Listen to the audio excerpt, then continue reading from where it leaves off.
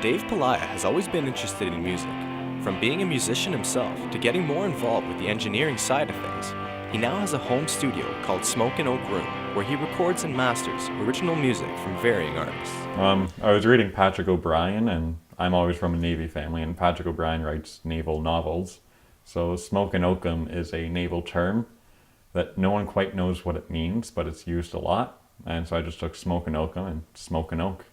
Well, basically I started when I had to go to school for something, and I didn't get into any performance classes, but these music industry art programs came up. So I chose Algonquin because it was 1 year rather than 2, same diploma. And I got into recording, kind of overnight. Well, when I went to school, the program focuses on all aspects of the music industry, but I was gradually just really good at the engineering side. I wasn't too good at booking the sessions or making contracts or anything, or songwriting or rather, so I just kind of grew into gear, and when I moved back home, not having a professional commercial studio to work out of, so I started building one up.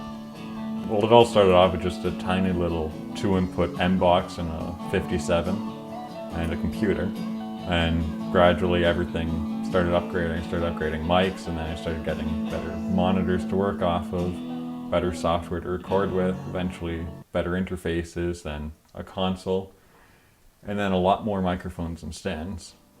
I went mobile for a while, but it's a bit of a hassle dragging around a lot of gear once it really started acquiring.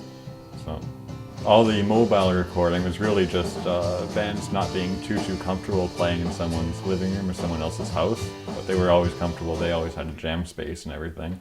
So I really try and move in there and capture the essence of them playing in a room where they've played together in countless hours.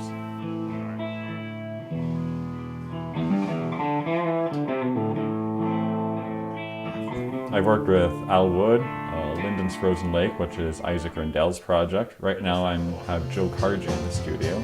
Joe Cargi is amazing to work with. He knows exactly what he wants. He doesn't quite know how to get it sometimes, so there's a bit of helping him out that way, but he's a visionary. He's an extraordinaire in that sense. He's phenomenal to watch work and work with in the studio. I finished up a session producing with Cody McMillan.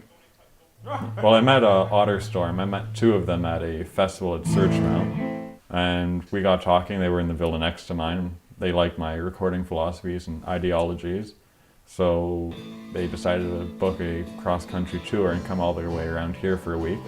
Things are generally pretty rough beforehand. I've had 1 or 2 sessions where just from the instant the guys pick up the instrument, you know it's going to be absolutely phenomenal, and your main job is to just not get in their way.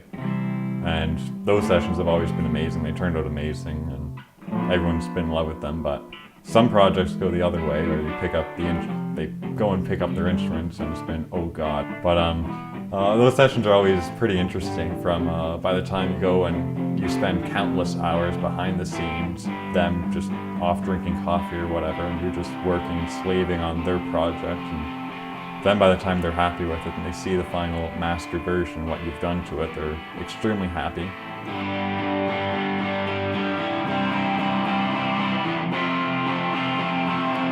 To learn more about Smoke and Oak Room, you can visit the Smoke and Oak Room page on Facebook. For Shaw TV, I'm Christian Lemaire.